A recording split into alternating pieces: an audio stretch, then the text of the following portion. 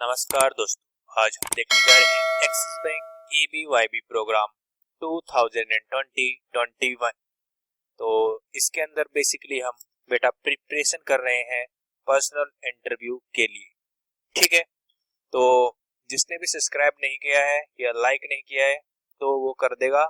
और हम आज बेटा बेसिकली इसके अंदर डिस्कस करने जा रहे हैं बैंकिंग टर्म्स को। ठीक है, तो स्टार्ट करते हैं वीडियो को without wasting any time।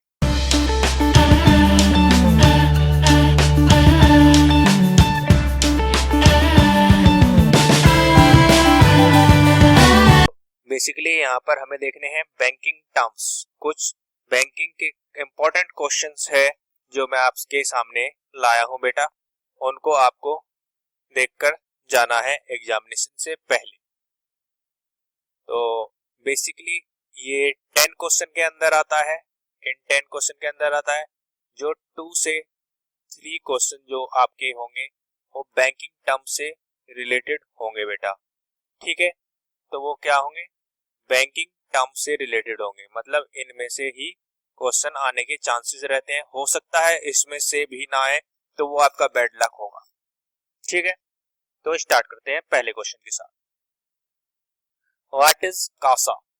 Kasa क्या है? तो CASA stand for current account and saving account which is mostly use in western Asia and south east Asia. ठीक है, इतना काफी रहेगा बोलने के लिए। CASA stand for current account and saving account which is mostly used in west Asia and south east Asia बेटा। ठीक है, ये हो गया हमारा क्वेश्चन नंबर 1। Question number 1। ठीक है, नेक्स्ट क्वेश्चन देखते हैं। Question number 2। What are the risk that bank faces? What are the risk bank faces? तो इसका आंसर ऐसे देंगे, bank faces several risk. Bank faces several risk बेटा। ठीक है, some of the major risk faced by bank are credit risk, operational risk, market risk and liquidity risk। ठीक है, इतना आप बोल देंगे, इनफ है, इनफ है, समझ गए?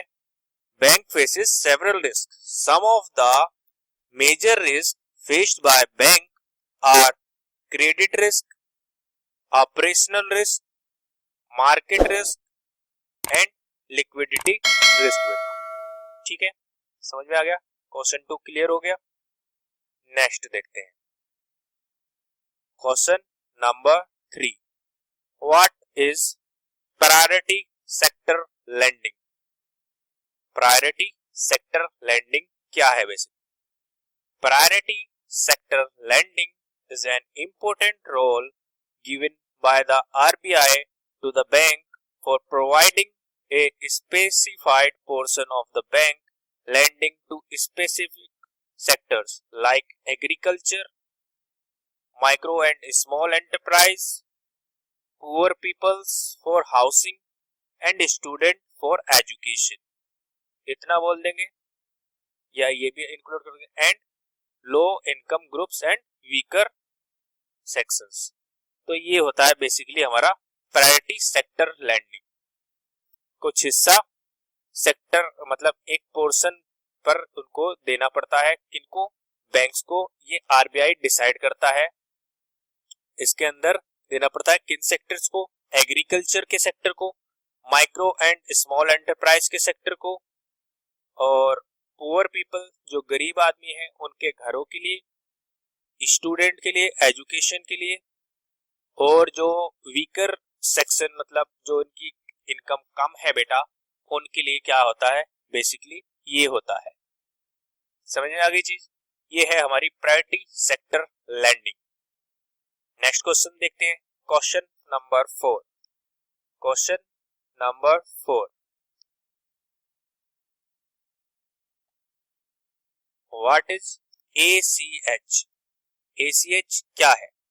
तो हमेशा ऐसे कहना है, मतलब ऐसे कहेंगे आप, ACH स्टैंड्स फॉर ऑटोमेटेड, फिर ये मतलब यहाँ पर ये जो है ऑटोमेटेड क्लियरिंग हाउस। ठीक है, ये कह दिया। दिस इट इज, यहाँ पर इसकी जगह it is an electronic fund transfer system run by NACHA।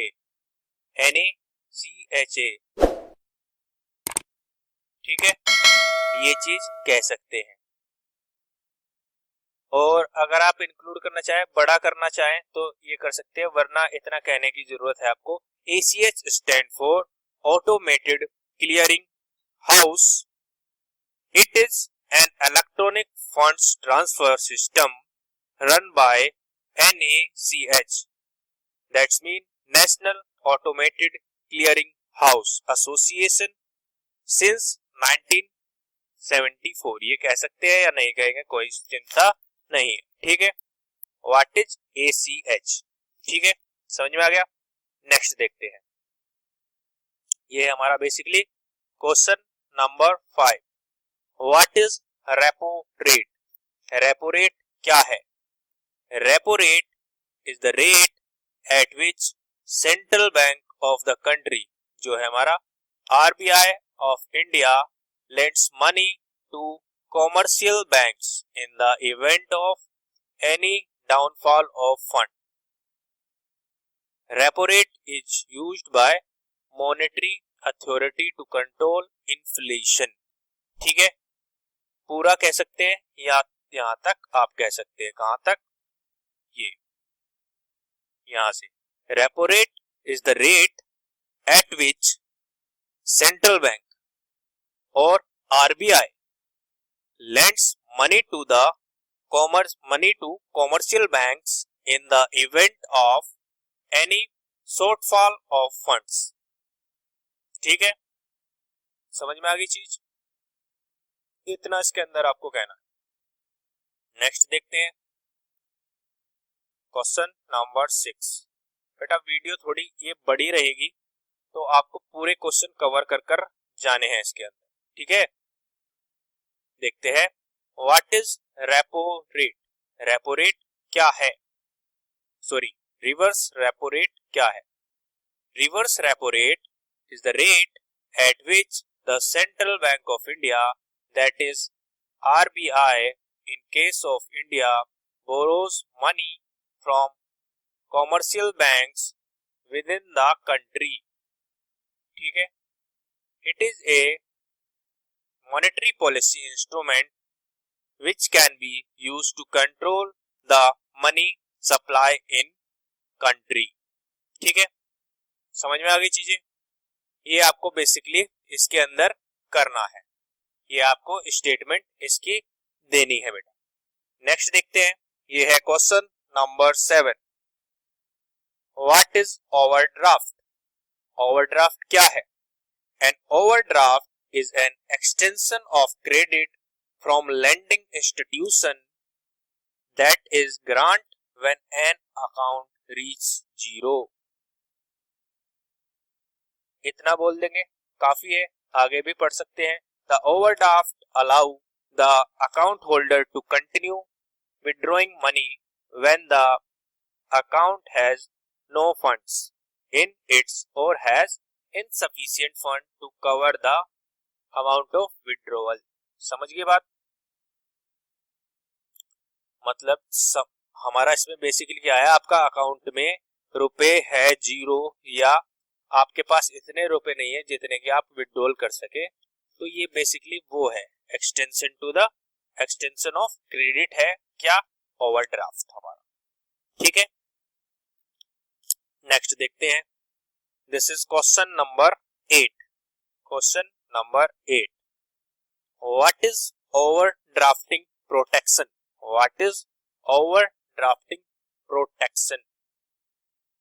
Overdrafting protection is an option offered in the bank account that prevents checks, ATM or debit card transaction as well as wired and electronic transfer from causing the account's balance to fall below zero and triggering an overdraft fee or a non-sufficient fund fee.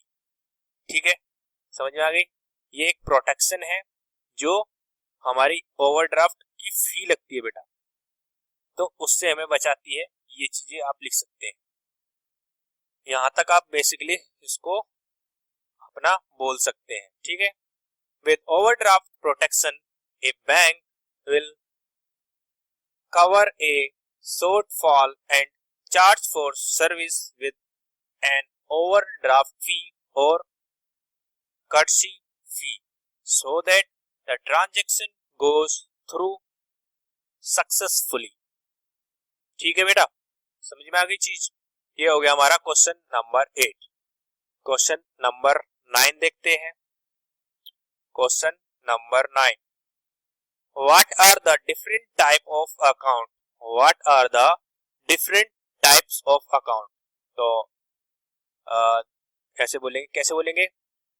There are several type of accounts in banking sector. Few of them are, first one is saving account, current account, recurring deposit account, fixed deposit account, demand account, NRI account. ठीक है, समझ में आ गई बातें? तो ऐसे बेटा आपको वहां पर बोलना है। नेक्स्ट देखते हैं question number 10, what is bank rate? Bank rate is the rate charged by the central bank for lending fund to commercial banks. ठीक है भाई, ठीक है, तो कैसे कहेंगे? Bank rate is the rate charged by the central bank या फिर RBI for lending funds to commercial banks. Clear हो गई बात? चीजें क्लियर हो रही है? तो ये हो गया बेसिकली क्वेश्चन नंबर 10 बेटा। नेक्स्ट देखते हैं question number 11, what is CRR? तो CRR पूछेगा तो बोलेंगे CRR stands for cash reserve ratio. ठीक है, इतना बोल दोगे। इसके बाद it is the amount of fund that banks have to maintain with the RBI at all time. इतना चलेगा, इतना आपको आंसर करना है बेसिकली। ठीक है, अब आगे पढ़ लेते हैं क्योंकि यहां पर लिखा हुआ है, if the central bank decide to increase the CRR, the amount available with the bank for disbursal comes down. The RBI use the CRR to drain out excessive money from the system. Commercial banks are required to maintain an average cash balance with the RBI, the amount of which shall not be less than 3% of the total of net demand and time liability, that is NDTL. अब आपको पूछ लेगा, let's suppose आपको यहां पर पूछ लिया what is NDTL, तो आप क्या बताएंगे? NDTL stands for net demand and time liability. ठीक है, चीजें क्लियर हो गई? समझ में आ रही है बात? नेक्स्ट देखते बेटा क्या है question number 12, what is SLR। तो इसके अंदर आप लिखेंगे SLR स्टैंड फॉर क्या? Statutory liquidity ratio. Statutory liquidity ratio stand करता है the ratio of liquid assets to net demand and time liability, that is NDT। ratio of liquid assets to the NDTL, ये क्या होता है? Basically SLR होता है। समझ में आ गया? अब आगे ऐसे इसको इंक्लूड करेंगे। In India SLR is the government term for the reserve requirement that commercial banks are required to maintain in the form of, ऐसे ना कहकर आप क्या कह देंगे? SLR in India are in form of cash, gold reserves, PSU bonds and RBI approved security before providing credit। तो RBI approved securities आप कह सकते हैं। ठीक है, समझ में आ गई चीजें? समझ में आ रही है बेटा बातें? नेक्स्ट देखते हैं क्वेश्चन नंबर 13। ये है बेसिकली आपका question number 13। What is NEFT? NEFT क्या है? NEFT stand for national electronic fund transfer.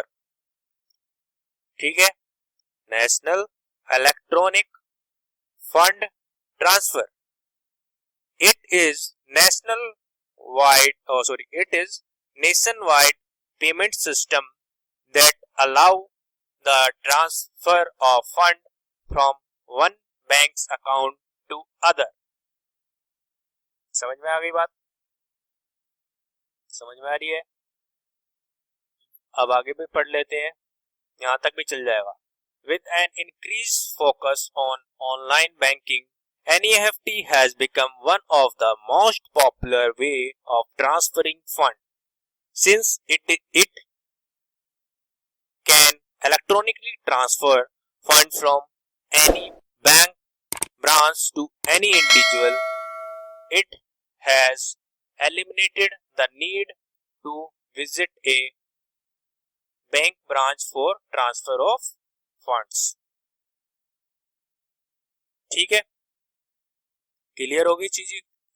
NEFT stand for national electronic fund transfer. ठीक है, it is basically A mode of transfer of fund. It is a national wide payment system in which we transfer money from bank account to any other bank account। ठीक है, ऐसे भी आप बनाकर लिख सकते हैं। नेक्स्ट देखते हैं, व्हाट इज क्वेश्चन नंबर कितना है बेटा? ये question number 14। Question number 14, what is RTG? RTG क्या है? RTG stand for real time gross settlement. Real time gross settlement. ठीक है, if you want to transfer fund to anyone across the country, you have few options available to do that। However, if you want to transfer huge amount, your options are quite limited।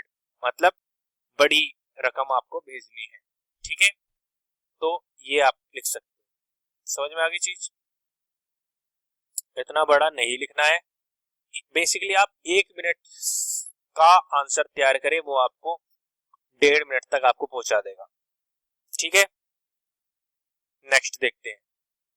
वहां पर अपनी बेटा speed नहीं बढ़ानी है, speed normal रखनी है, genuine लगनी चाहिए चीजें।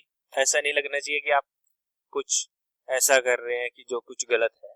ठीक है ना? तो देखते हैं IMF, तो IMPS। IMPS stand for Immediate Payment Service in Indian banking system terminology. It is a money transfer mechanism made available by the apex bank of the country, the RBI, and the National Payment Corporation of India, NPCI। NPCI इसका full form पूछ सकता है, national payment corporation of India. ठीक है, ये major feature है, इनको include कर सकते हैं, या तो ऐसे कर लेंगे IPS और IMPS stand for immediate payment service. It is a money transfer mechanism made available by apex bank of India, RBI and NPCI। ठीक है, और ये आप कुछ मेजर फीचर इसके अंदर इंक्लूड कर सकते हैं, जैसे कि it transfer fund instantly and is a great banking platform in case of emergency. ठीक है, the transaction charges for the platform are also very nominal and the transfer limit is also considerable, approximately ₹2 lakh per day हम इसके अंदर भेज सकते हैं। ठीक है, IMPS is available on mobile too. समझ में आ गई चीज, ये चीज आपको इंक्लूड कर देनी है। व्हाट इज IMPS के अंदर बेटा। ठीक है, नेक्स्ट देखते हैं question number 16। What is UPI। UPI क्या है? UPI क्या है? UPI or Unified Payment Interface is an immediate real-time payment system that help in instantly transferring the fund between the two bank accounts through a mobile platform. Hence, UPI is concept that allow multiple bank accounts to get into a single mobile application. This idea was developed by the NPCI and is controlled by RBI and IBA, Indian Bank Association। ठीक है, आप UPI use भी करते होंगे, आल दो सब बच्चे, सब मतलब आदमी पेटीएम, गूगल पे टाइप की चीजें करते हैं, लेकिन वो भी क्या है बेटा, UPI पर ही निर्भर है, वो भी UPI ही यूज करती है। ठीक है, नेक्स्ट देखते हैं question number 17। What is PCA। PCA क्या है बेटा?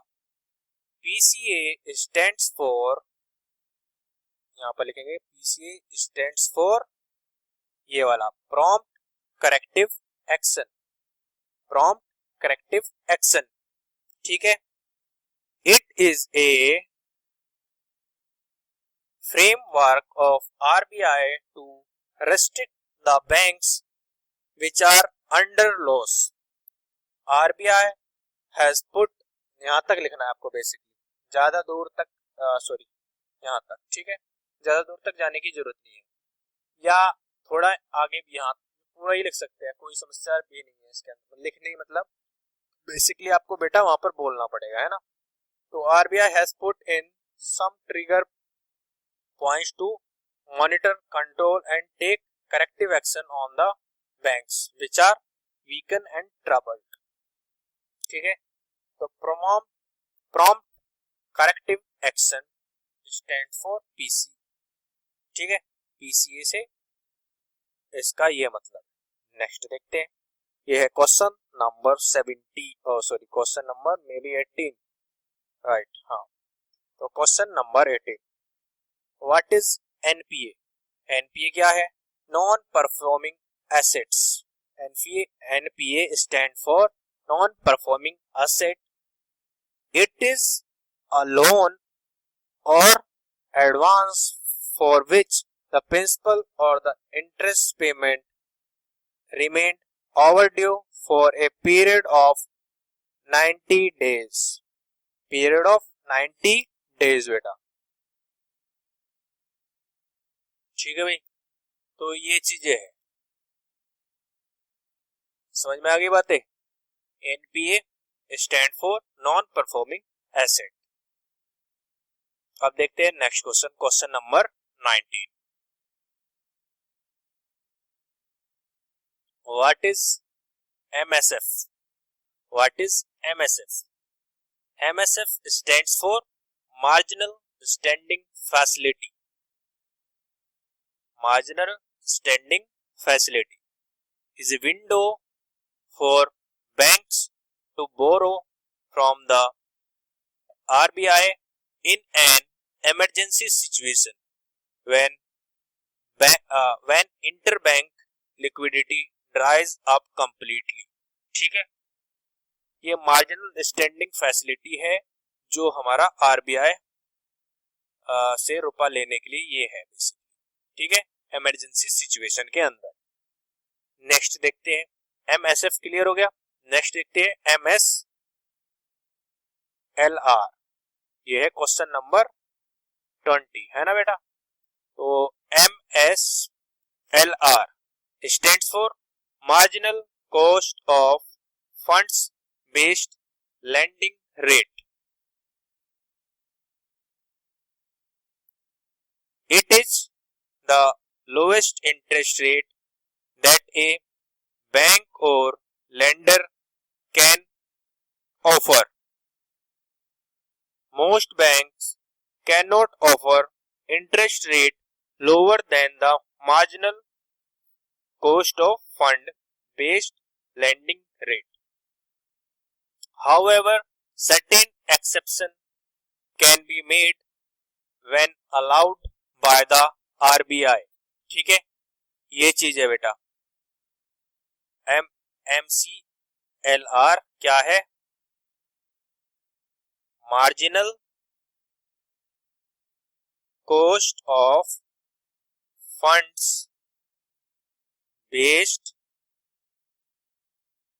Lending rate. ठीक है, समझ में आ गई चीज। ये हो गया क्वेश्चन नंबर 20। तो ठीक है, नेक्स्ट देखते हैं question number 21। What is DD? DD stand for demand draft. ठीक है, a demand draft is a method used by an individual to make a transfer payment from one bank account to another. Demand draft differ from the normal checks in that they do not require signature for the cash। इतने तक ही लिखना है। अब next question इससे ही related आ जाता है बेटा। क्या रहता है वो? डिफरेंस बिटवीन, ये है question number 22। Difference between the cheque and demand draft. ये बेसिकली यहां पर इसकी स्पेलिंग गलत है, रेगुलर चेक्स। ठीक है, समझ में आ गई। तो चेक और उसमें सिंपली क्या अंतर रहता है ये आपको फाइंड करना है। और मैं बता देता हूं आपको चेक और डीडी के अंदर क्या अंतर रहता है। चेक के अंदर बेसिकली अकाउंट नंबर लिखा जाता है, लिखा रहता है किसका अकाउंट नंबर लिखा रहता है? सेंडर का, जिसने चेक निकाला है, और अकाउंट नंबर रिसीवर का, दोनों का रहता है। और सिग्नेचर रहते हैं किसके? जिसने चेक साइन किया है। इसके अंदर सिग्नेचर नहीं होता, अकाउंट नंबर नहीं होता, उसकी जगह क्या होता है? नेम होता है। समझ में आ गई चीज। अब देखते हैं next question, question number 23। Question number 23 बेटा, what is CBS? What is CBS?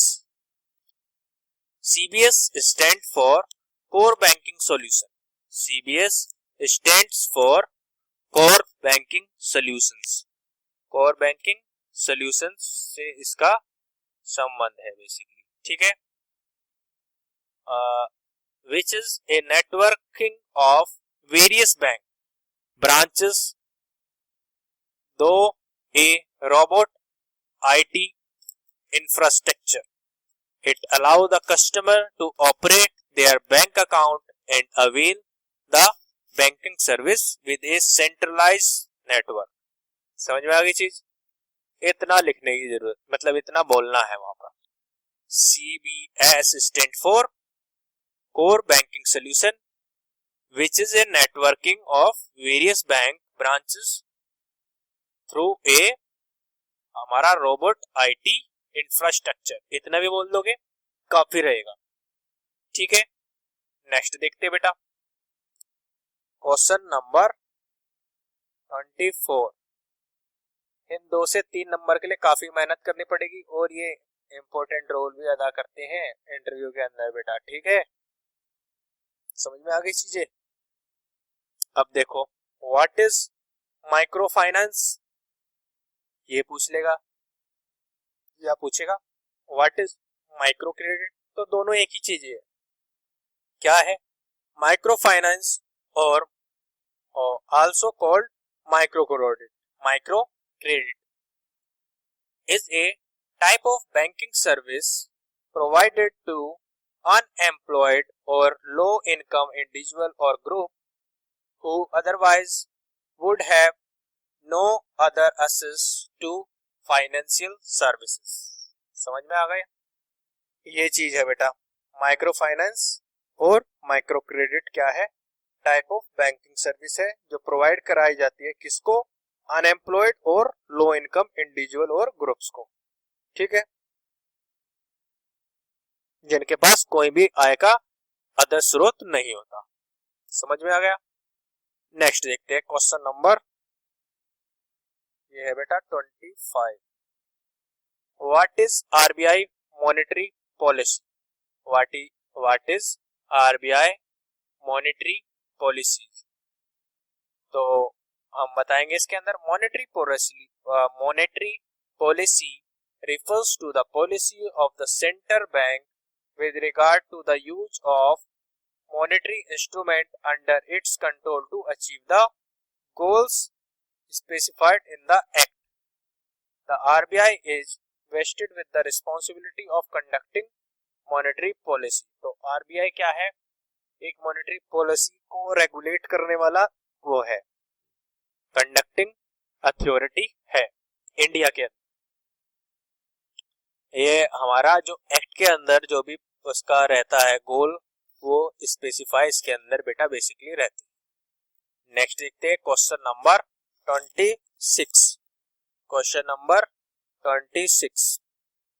What is industrial banks. Industrial bank क्या है? An industrial bank is A state chartered financial institution usually owned by a commercial firm that is not regulated by a federal banking agency. ठीक है, इतना लिख सकते हैं या पूरा लिखना चाहे तो वो भी लिख सकते हैं. Industrial banks accept customer deposits and provide loan for consumers and small businesses. ठीक है, समझ में आ गया चीजें? ये लिखना है.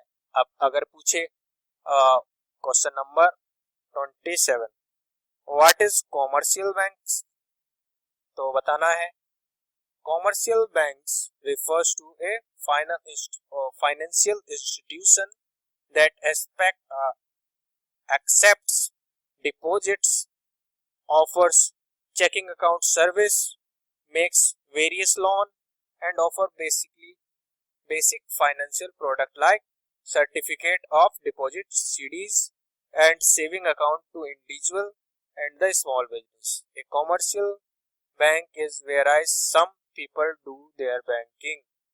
कॉमर्शियल बैंक्स वही है जो हम प्रयोग करते हैं, बेसिकली एक आम आदमी प्रयोग करता है. ये आ गया आम आदमी. ठीक है भाई, ये चीज है. समझ में आ गई चीज?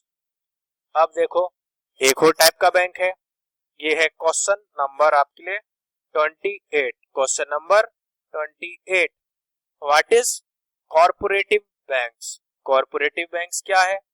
Corporative banks is a retail and commercial banking organised on cooperative basis.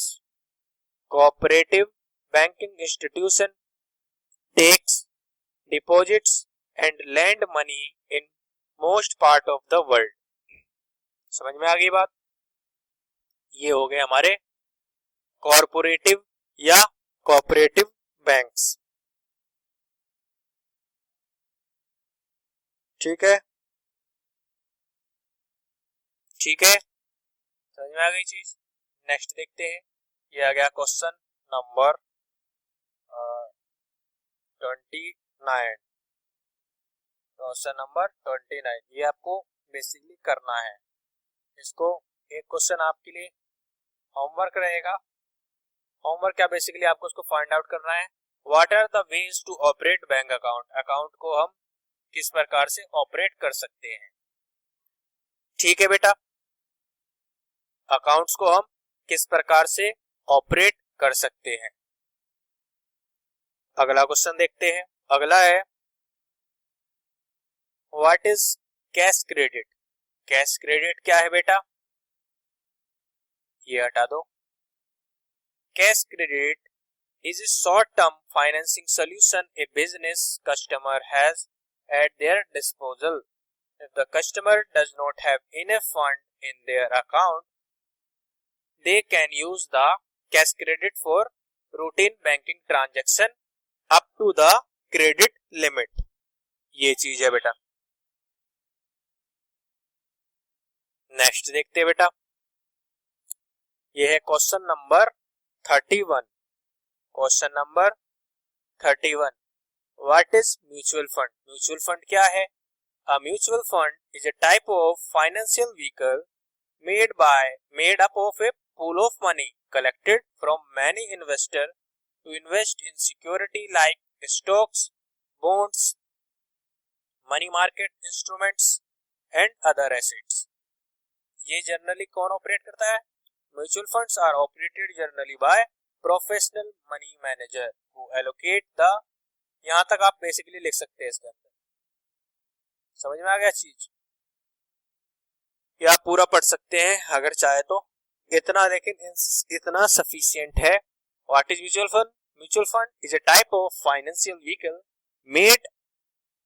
Made up of A pool of money collected from many investors to invest in security like stocks, bonds,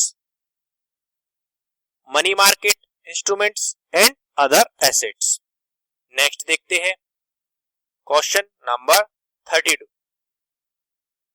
question number 32 what is bancassurance. What is bancassurance? तो ये है Bankrance is a relationship between a bank and insurance company that is aimed at offering insurance product or insurance benefit to the bank's customer. ठीक है? In this partnership, bank staff and teller become the point of sale and the point of contact for customer. ठीक है, ये आ गया हमारा बैंकरेंस क्या होगा। Next question देखते बेटा, क्वेश्चन नंबर हमारा 33 basically. Question number 33 what is nostro and vostro account. Nostro और वोस्ट्रो अकाउंट क्या है? Nostro and Vostro are two different terms used to describe the same bank's account. The terms are used when one bank has another bank's money on deposit, typically in relation to the international trading or other financial transaction. ठीक है, ये चीज है। अगर अब अगर इसमें से एक ही पूछ लिया what is nostro account, then हम इसको कैसे लिखेंगे? इसको बेसिकली हम 34 क्वेश्चन मानेंगे। What is nostro account? nostro account is shorthand way of talking about our money that is on deposit at your bank. अब मेन डेफिनेशन यहां से शुरू होगी. nostro account is the record of the bank that has money on deposit at another bank. These accounts are often used to simply settlement of trade and foreign exchange transactions. ठीक है भाई, इतना है. अब अगला देखते हैं vostro account. Question number 35. Question number 35. Vostro is the term used by bank B where bank A money is on deposit. ठीक है. Vostro is reference to yours and refers to your money that is on deposit at our bank. A Vostro account is like any other account held by a bank. The account is a record of money owed to or maintained by a third party, typically another bank, but it can be either a company or an individual.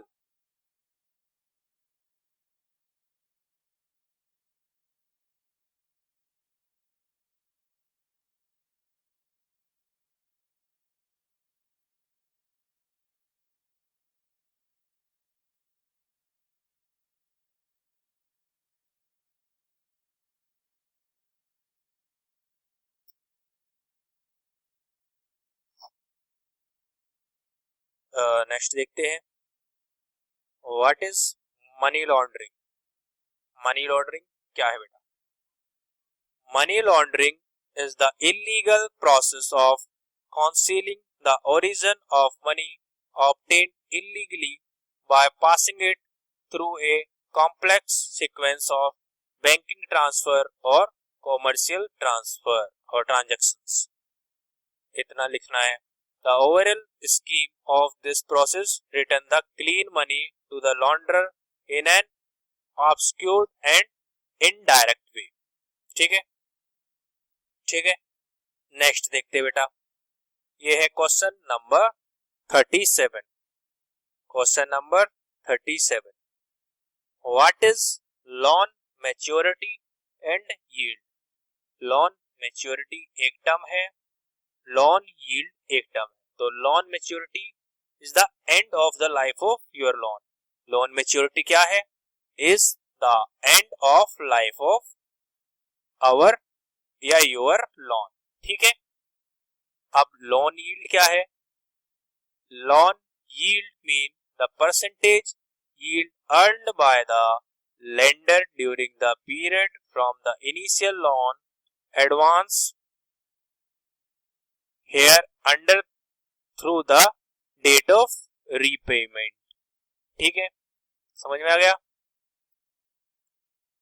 ये दो terms आपको पूछे जाते हैं. अब देखते हैं next term. Question number basically 38. What is charge of. What is charge of. और अगर मैं कहूं तो ये सारे टर्म्स बेटा पूछे गए हैं बेसिकली आपके प्रीवियस ईयर के अंदर. ऐसा नहीं है कि मैं अपनी तरफ से बता रहा हूं, ये पूछे गए हैं. ए charge of refers to debit that company believe it will no longer collect as the borrower has become delinquent on payments. Charge of debit does not mean the consumer does not have to repay the debit anymore. समझ गए बात?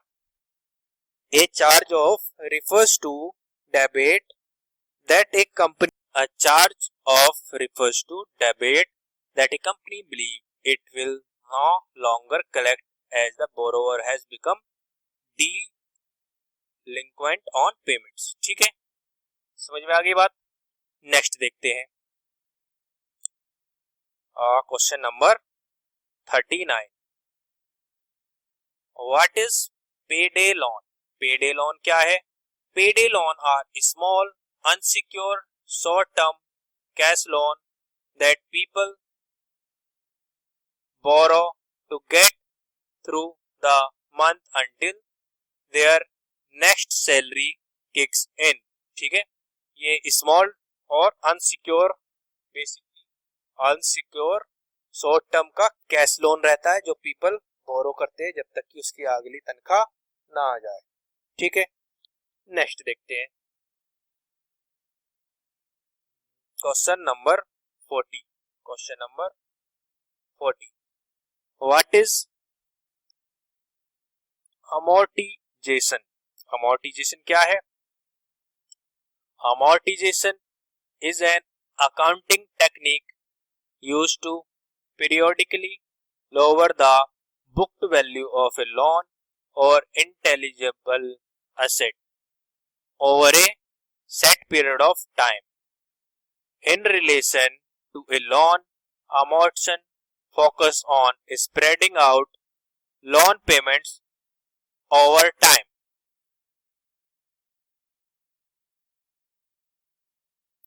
ठीक है बेटा, ये है amortization is a accounting technique used to periodically lower the book value of loan or intangible asset over a set period of time. Next देखते हैं, ये है question number 41।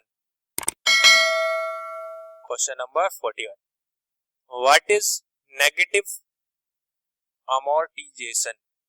Negative amortization is a financial term referring to an increase in the principal balance of a loan caused by failure to cover the interest rate due to that loan. समझ में आ गया? ये है negative amortization.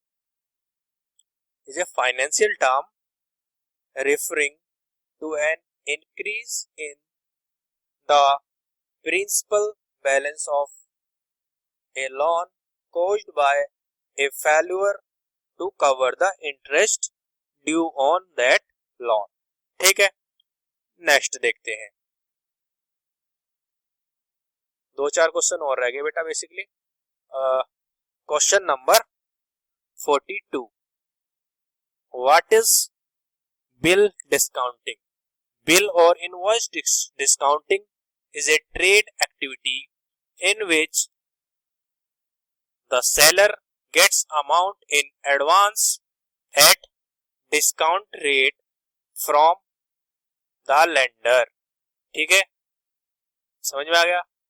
Bill और invoice discounting is a trade activity in which the seller gets amount in advance at discounted rate from the lender. ठीक है, अब देखते हैं next question, question number 43, what is inflation? Inflation क्या है? Inflation is the rate at which the general level of price for goods and services rising and consequently the purchasing power of currency is falling. ठीक है, inflation क्या है? Rate है at which the general level of price for goods and services is rise and pricing power क्या हो जाती है? हमारी करेंसी की फॉल हो जाती है। इन्फ्लेशन तीन प्रकार के होते हैं basically, demand pull inflation, cost push inflation, build in inflation. ठीक है, demand pull inflation, cost push inflation, build in inflation. समझ में आ गई बात? ठीक है बेटा, तो नेक्स्ट देखते हैं question number 44, what is deflation? What is deflation? Deflation is a general decline in the price for goods and services typically associated with the contraction in the supply of money and credit in the economy. During deflation, the purchasing power of currency rises over time. समझ में आ गई बात? Deflation क्या है? Is a general decline in the price for goods and services. तो contraction है किसका? Supply of money and credit in economy. ठीक है, ये लिख सकते हैं आप। ये मतलब आपको बेसिकली वहां पर बोलना है। और नेक्स्ट देखते हैं, तीन क्वेश्चन और रह गए हैं। ये है question number 45। What is current banking scenario? What is current banking scenario? तो इसके अंदर ज्यादा कुछ नहीं, सिंपल चीजें वही है, बैंकिंग सेक्टर को बताना। A bank is a financial institution which accept deposit from the general public and extend loan to the households, the firms and the government. The Indian banking sector is the lifeline of the nation and its people. It is a vital component of the economy of the country. ठीक है, the banking sector is considered to the backbone of modern economy. ठीक है, ये सब चीजें आप इसके अंदर कवर कर सकते हैं। What is current banking scenario? Next देखते हैं question number 46। Question number 46, what is ombudsman scheme? Ombudsman scheme क्या होती है? द बैंकिंग ऑम्बड्समैन स्कीम क्या होती है? Is an एक्सपेंडिस